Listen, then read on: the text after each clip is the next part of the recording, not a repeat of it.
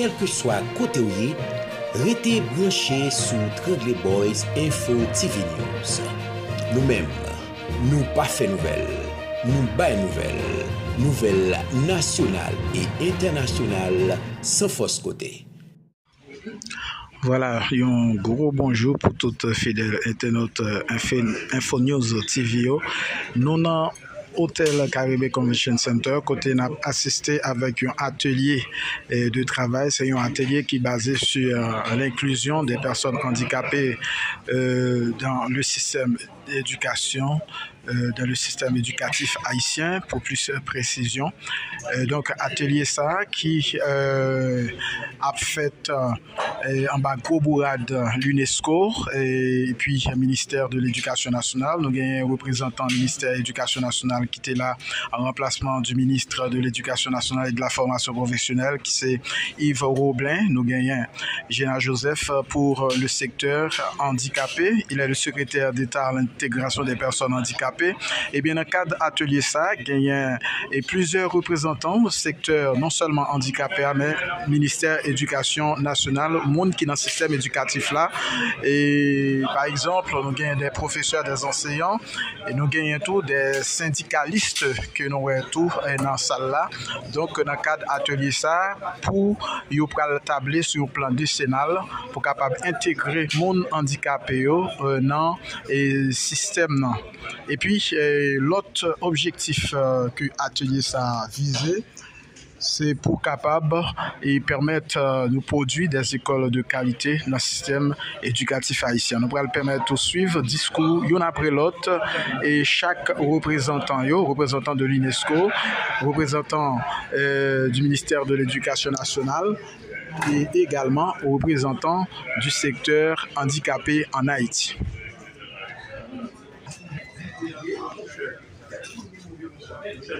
Il m'est évolué ce matin, c'est de participer au nom du ministre de l'Éducation, Augustin Antoine, à l'ouverture de cet atelier.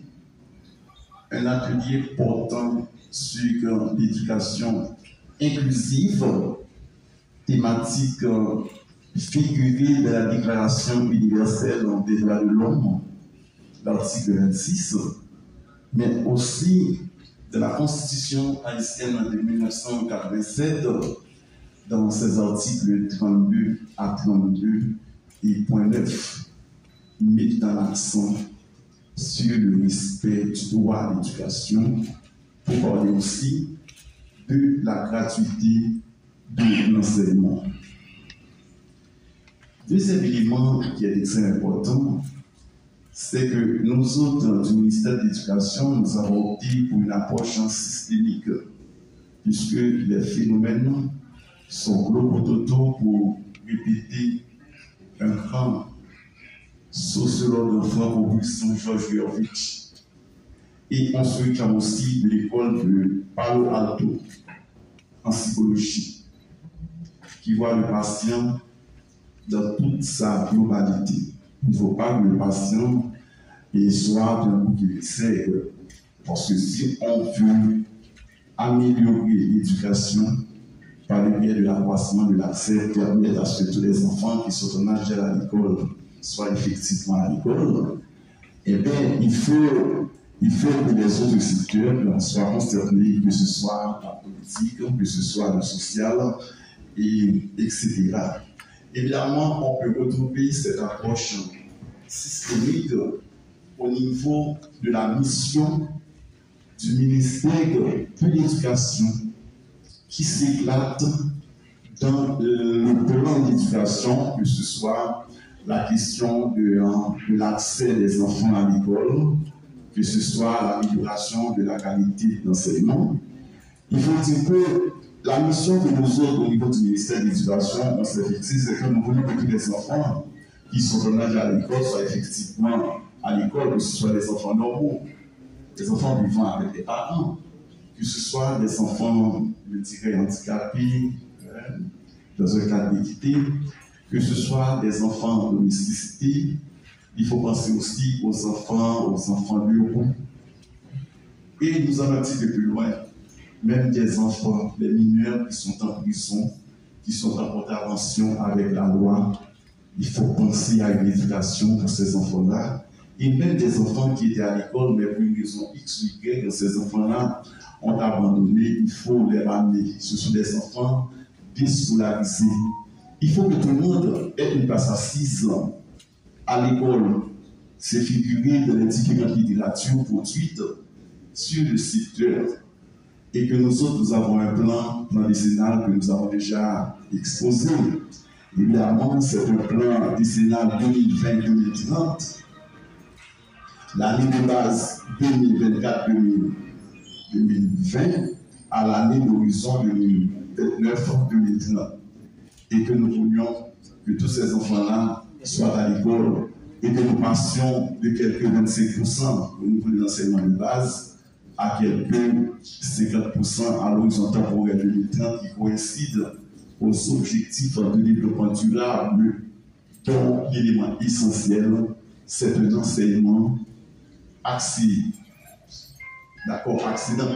permettant aux enfants d'accéder à l'enseignement, mais aussi un enseignement de qualité. Non seulement il faut construire des écoles, il faut réparer des écoles dans le cadre de l'accessibilité, mais il faut développer aussi ce que fait maintenant le ministère.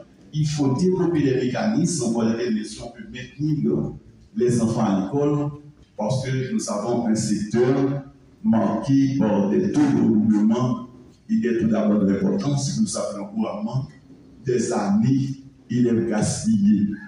Et avec la question de l'accroissement de l'accès, et que ça va permettre au ministère de diminuer des disparités au niveau même des écoles.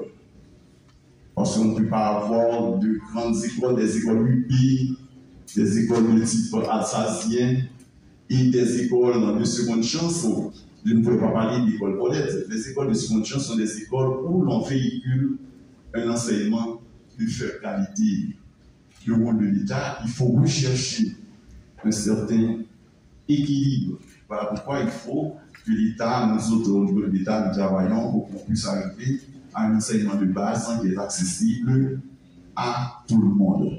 Mesdames et messieurs, comme je vous avais dit d'entre-dieu, la tâche m'est dévolue en tant que directeur général et que je représente le ministre Augustin Antoine à cet événement, c'est d'accompagner le secrétaire d'État afin de pouvoir offrir l'atelier portant sur l'éducation inclusive. Mesdames et messieurs, je vous en remercie.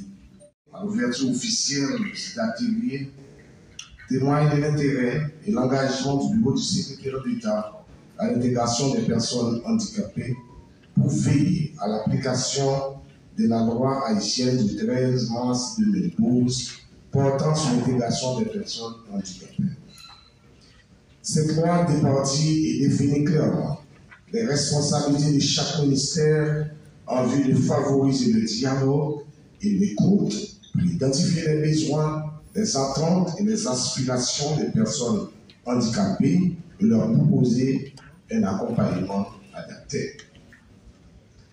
Mesdames, Messieurs, l'atelier d'aujourd'hui est une occasion de renouveler nos priorités politiques en matière de scolarisation des enfants vivant avec une déficience dans le but d'assurer leur pleine participation à la vie de l'école et leur réussite. Nous profitons de cette occasion pour saluer nos partenaires techniques, financiers, particulièrement l'UNESCO, qui ont fait choix d'accompagner le BCEF dans la promotion du respect au droit à l'éducation des personnes handicapées. Nous saluons également le coordonnateur de la Commission de l'adaptation scolaire et d'appui social, CASAS, entité chargée de la scolarisation des enfants handicapés au sein du ministère de l'Éducation nationale de formation professionnelle base, ainsi que tous les cadres et agents du ministère de l'Éducation nationale du BCEF présents dans le cadre de cet atelier.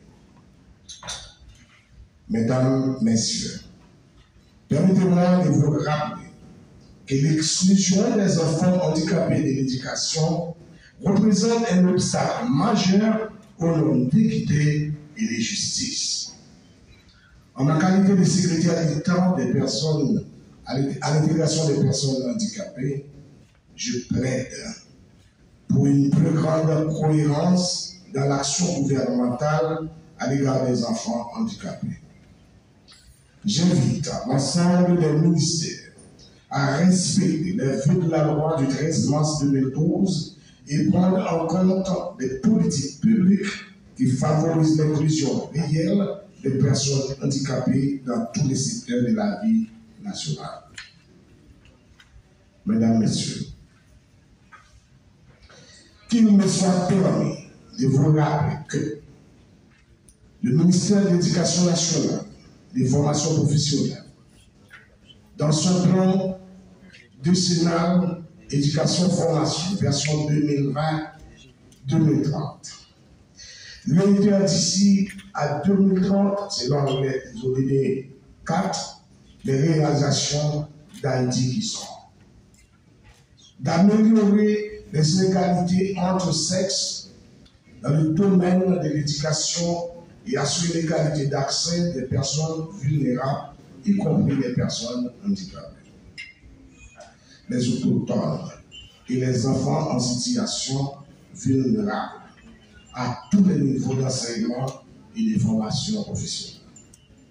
De faire construire des établissements scolaires qui soient adaptés aux enfants, aux personnes handicapées et aux deux sexes ou adapter les établissements existants à cette fin et fournir un cadre d'apprentissage effectif qui soit sûr, exempt de violence et accessible à tous.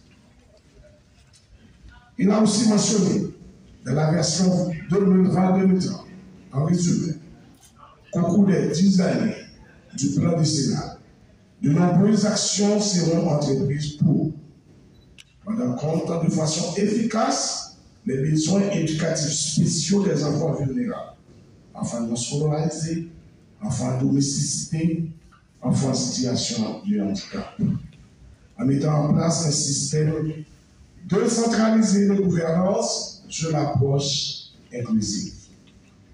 Faciliter l'accès à l'enseignement supérieur et à la recherche au plus grand nombre de gens possible, indépendamment de leurs conditions socio-économiques, de leur sexe, de leur handicap ou du milieu géographique où ils résident. Le MEF, dans la version officielle du PDF version 2020-2030, s'était fixé les buts en attente des résultats et à cette époque, le MEF s'engage à garantir l'accès et le maintien à l'école à des enfants et jeunes en situation de vulnérabilité et à besoins éducatifs spéciaux. Améliorer la qualité de l'offre éducative et l'épanouissement des enfants et jeunes ayant des handicaps. Les programmes destinés aux enfants et personnes vivant avec handicap sont révisés et appliqués. 3. Renforcer la gouvernance de l'éducation spéciale. Tous ont été des vœux de PDF version 2020-2030. Mesdames, Messieurs, cet atelier de 2 jours sur l'éducation inclusive offre une grande opportunité d'évaluation et d'analyse des actions réalisées dans le cadre des 2 versions du plan décennal d'éducation et de formation version 2020-2030. Les acteurs présents doivent participer activement en profitant à l'appui technique de l'UNESCO en vue de soumettre un cahier de doléances qui permettra au ministère de recadrer leurs actions vers le chantier de l'éducation inclusive. Mesdames, Messieurs, je souhaite que ces ateliers débouchent sur l'élaboration des véritables politiques publiques traduisant la vision de l'État. La démarche soit a priori, c'est reposer sur l'élaboration de politiques éducatives, d'éducation inclusive et entamer a posteriori des études statistiques sur la population d'enfants handicapés en âge de scolarisation. C'est alors qu'on pourra envisager des aménagements infrastructurels et pédagogiques, des programmes de formation des maîtres et des accompagnements adaptés. L'inclusion est la vision du développement moderne, équitable et durable. Sur ces mots, et au nom du ministère des Affaires sociales et du Travail, au nom de mes collègues UNICEF, en mon nom propre, je souhaite un plein succès à travers des échanges pertinents de qualité. Et je déclare officiellement ouvert les travaux de cet atelier d'évaluation et d'analyse des actions sur l'éducation des enfants handicapés. Je vous en remercie.